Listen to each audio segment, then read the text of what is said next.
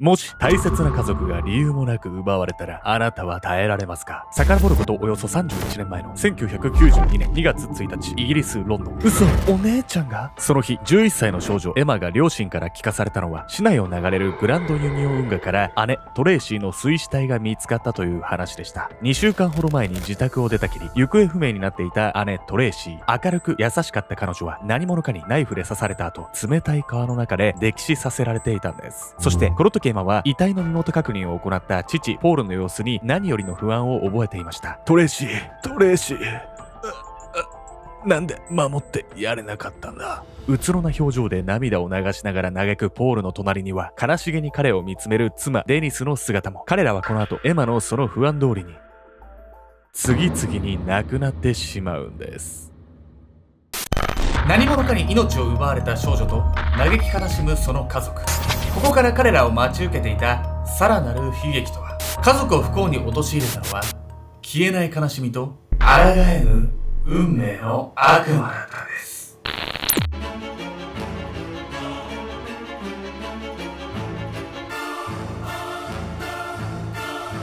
おそっす、ライブ配信とかちょっとやってみようかな。ケンちゃんです。生やみこみたいやみやみこです。本日ご紹介するのはイギリスで起こった殺人事件についてなんですけれども、この被害者、なんと14歳の少女なんです。そしてこの彼女の死をきっかけに次々と不幸な出来事が連鎖していく救いようのない事件なんです。殺人事件が起きたってだけでもかなり不幸なのに、さらなる不幸って何が起きるの？本当にね、聞いてるのも苦しいぐらい不幸が連鎖していくんです。殺人事件はですね、その被害者だけではなく遺族のね、人生も大きく変えてしまう可能性があるっていうことをね、強く感じました僕は。そもそもね、少女は一体どうしてね、この闇深い事件に巻き込まれてしまったんでしょうか。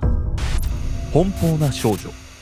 遡ることおよそ31年前の1992年1月20日、イギリス・ロンドン。ただいま。そう言って扉を開けたのは、肩まで伸ばした金髪が印象的な整った顔立ちの少女トレイシー・ミード。その隣では11歳の妹エマが靴を脱ぎ玄関へ上がろうとしています。泊まりがけで祖母の家へ遊びに行っていた姉妹は、この日の午後5時半、パディントンワーウィックエステートの自宅へ戻り、言いづれんなこれ、長えなこれ。戻りました。おかえりトレイシー、今夜はうちにいるの？夕飯の支度をしていた手を止め、二人のいる玄関へ姿を見せたのは母親のキム。彼女がそう尋ねたことにも理由があります。今日はおばさんとこに泊まる。エマが帰るって言うからついてきただけよ。そう、それなら学校までのバス代を渡しとかなきゃダメね。そう言うと母キムは財布から2ポンド硬貨を取り出しトレイシーに手渡しました。実のところトレイシーはそうやって親戚の家に泊まることが多く、自宅にはめったに帰ってこないんです。なんか別に家族仲が悪いとかってわけじゃなさそうだけど、なんで帰ってこないの？そうなんです。トレイシーはね、別にね、仲が悪かったわけじゃないんですよ。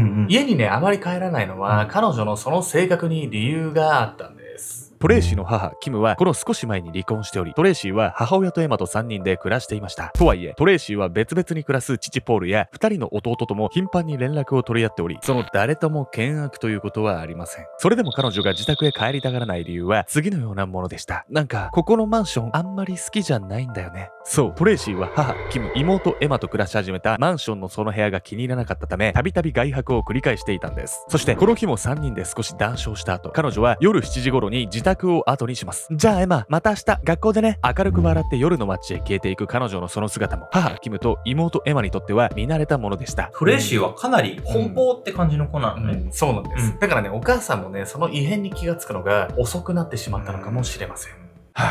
翌朝、トレイシーの自宅には大きくため息をつきながら受話器を握る母キムの姿がありました。実はつい先ほど学校からトレイシーがまだ来ていないと連絡があったんです。そのため母キムはトレイシーがちゃんと学校へ向かったかどうか、彼女が泊まったおばの家へ電話をかけているところでした。またどうせ友達と遊び歩いているんだろうけど。そう、この時はまだ母キムはトレイシーが学校に行っていないことをそれほど心配していませんでした。奔放な性格の彼女は学校をサボって遊びに行くことも珍しくなかったんです。しかし、もしもし、昨日トレイシーが家に行ったでしょ？電話口のおばの話を聞いた途端、急に顔色を変えた母キム。そう、トレイシーは昨日おばの家には来ていないというんです。その後、母キムは警察に捜索願いを出すのは当然のこと。トレイシーの友人や親戚など心当たりを片っ端から探して回りました。しかし誰に聞いてもどこを探そうとも彼女の行方は一向につかめなかったんです。ここまで探して見つからないとかさ、なんかもうおばさんのお家行くって言って友達の家に実は行ってたみたいなさ、そんな話でもなさそうじゃない？そうなんです。そしてこの後ね、トレイシーは最悪の姿で発見されてしまうんです。同時に彼女の失踪に関しても不可解な事情が明らかになっていきます。思い煩う少女。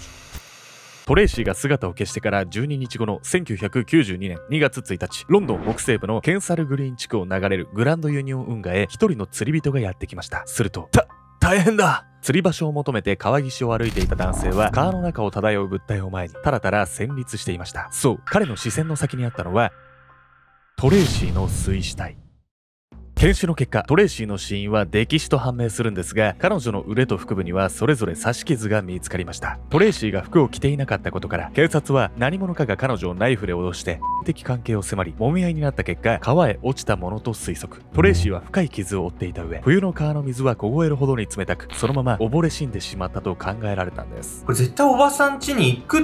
て言ってた日の夜に襲われたんじゃない？それがですね、トレイシーは遺体が発見される前日に亡くなったとされたんです。トレイシーの母キムはですね、彼女がね、失踪することに関してね、いくつかの目撃証言とかも得ていたんです。あれはトレイシーだったわ。白いキャップをかぶった男の子と大声で喧嘩してて、あんまり激しく怒鳴り合ってるから近寄れなかったんだけど、少女がトレイシーを目撃したのは彼女が失踪した2日後の1月22日。少女が橋を渡ろうとしたところ、トレイシーは橋の下で同年代の少年と言い争いをしていたというんです。そうなるとこの少年が怪しくも思えるんですが、トレイシーはこの数日後にも生きた姿で目撃されているんです。それはトレイシーが失踪した9日後の1月31日のこと。お姉さん、アダムズカフェってお店の場所知ってますか？街中で年上の女性にそう尋ねたトレイシー。女性はその店の名前に心当たりはありませんでしたが、カフェが密集しているエリアを知っていたため、そこまでトレイシーを案内することにしたんです。するとトレイシーはその道中、嬉しそうにこんな話をしたと言います。友達と彼氏と3人でお茶しようって話になってるんです。何？言い争ってた男ってもう彼氏とかじゃない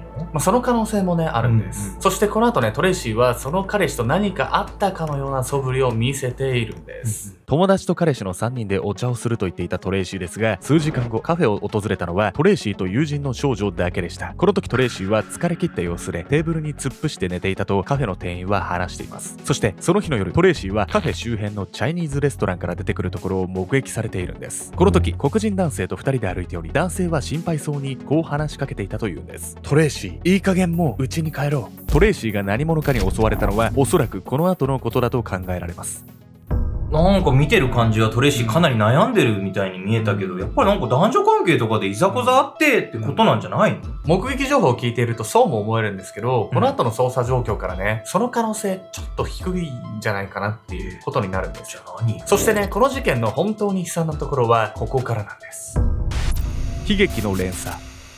14歳の少女が刃物で刺され、裸同然で凍てつく川に遺棄されたこの事件は、そのあまりの悲惨さから多大な注目を集めました。BBC の報道番組クライムウォッチでも特集され、警察は総力を挙げて犯人特定に尽力。しかし多くの目撃証言があるにもかかわらず、そこから捜査は完全に頓挫してしまうんです。トレイシーの知人に不審な人物は一人もおらず、目撃情報にあった黒人男性や少年との口論も事件との関連性はないと考えられました。トレイシーはなぜ死ななければならなかったのか、失踪から12日間彼女が何を考えていたのか、その一切がわからないまま1年後にはとうとう捜査も打ち切られてしまうんです。このもやがかかったような状況に母キムや、そして離れて暮らす父や弟たち家族の心は次第に蝕まれていきました。じゃあ何、結局未解決事件になっちゃったってこと？殺されたね、理由すらね、わからないっていうのは本当に辛いですよ。そしてね、僕らがね、完全にはね、もちろん理解することは難しいんですけれど、遺族がね、感じてる辛さっていうのは、時間が経つにつれてね、実は重くなってくるパターンもね、あるんですよ。というわけで、今回はそんな遺族の心理状況にまつわるメトラキーワード、悲嘆反応について。悲嘆反応とは、犯罪などの予期しない要因で家族や親しい人が亡くなった際に現れる心理的反応。その人が亡くなってからの時間経過によって現れる反応も変わってくるとされているんです。悲嘆反応が現れて数週間から数ヶ月の期間は急性期と呼ばれ、辛い、悲しいといった感情さえ湧かない、感覚が麻痺した状態が続くんです。そこから数ヶ月経つと慢性期に入り、悲しみや怒りなどの強いストレスにさらされる、うつや不眠など身体的な不調が現れるといった状態になるんです。トレイシーが亡くなったことで最も打ちひしがれていたのは父ポールでした。彼はトレイシーの遺体が川から引き上げられた際、その身元確認を行っており、無残に殺された彼女の姿を一番間近で見ていたんです。そしてトレイシーが亡くなって以降、妹エマは父ポールに引き取られることになりますが、彼のエマへの態度は明らかに異様なものへ表変していました。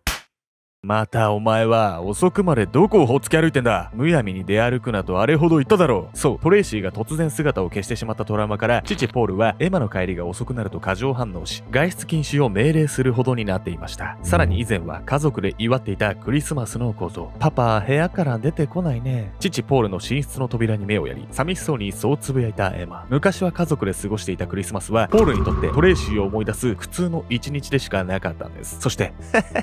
父ポールの寝室からはなぜか高揚した様子の笑い声が漏れ聞こえていました。そう、ポールは寝室にこもり違法薬物を摂取していたんです。悲しみに暮れる日々の中でとうとう我を忘れてしまったポール。ここから家族はさらなる転落劇に見舞われることになるんです。何もうこれ以上どう転落していくっていうのよ。家族がね、こういう状況になってしまうっていうのは、傍から見てもね、辛いものがありますよね。まあ正直言ってですね、この後、さらにね、苦しい展開が続いていくんです。壊れた家族の末路。父ポールが違法薬物に手を出して以来、その妻デニスも釣られるようにして薬物に夢中になっていきました。ここからエマの両親が薬物に溺れ続けた期間はなんと19年。そして2011年、とうとうその日が訪れます。トレイシーごめんな、守ってやれなくて。この頃、父ポールは来る日も来る日もトレイシーの墓の前でお詫びの言葉を並べながら涙を流すようになっていました。そんな日が数日続いたある日、ポールは突然自殺してしまうんです。さらにそれから4年後には、ポールの妻デニス、前妻のキムも病気を理由に相次いで他界。このようにしながらトレイシーを失った悲しみは、残された家族を着実に飲み込んでいきました。そして、最愛の姉と両親を失ったエマ。そして残された弟たちはその悲しみに押しつぶされそうになりながらも支え合い、懸命に生きようとしていた。前を向いていかないといけないね、ピーター。そうだね、エマ。僕らは姉さんや父さん、母さんの分まで幸せになろう。穏やかな笑顔がチャームポイントの弟ピーターはムードメーカーとして友人からも慕われる青年だった。エマにとってそんな明るいピーターの存在は何より救いになっていた。しかし、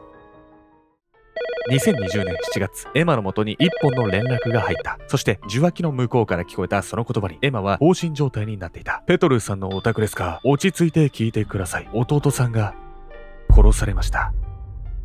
弟まで殺人事件巻き込まれるって、そんなことある？もうエマの精神状態が心配すぎて。ほんとね、ここまでね、救いようのない話ってあるんだな。胸が痛みますよね、本当に。そしてこの後ね、エマはどうなってしまったのか。その日の夜10時20分、弟のピーターはロンドン北部キルバーンハイロードのマクドナルドの前で24歳の男と喧嘩になったといいます。その際、あろうことかナイフで刺されてしまったピーターは緊急搬送されるも、そこからわずか37分後にこの世を去ったんです。姉のトレイシーに続き、両親と弟のピーターを亡くし、絶望の淵に立たされたエマ。この時ばかりは彼女も壊れる寸前だったと語っています。結局、ピーターを刺した男はすぐに逮捕され、過失致死傷罪で現在も服役中。弟を殺害した犯人が正当に裁かれたその事実を前に、エマはこう口にしました。ピーターを殺した犯人が捕まったことは本当に良かったです。でもお姉ちゃんのことはもう世間から忘れられているような気がしてしまって。トレイシーが殺害された事件から30年以上が経った現在、エマは41歳を迎えました。未だに癒えることのない彼女の悲しみ、そして後を追うように絶望していった家族の行く末を思うと、人一人の命の重さを改めて痛感させられます。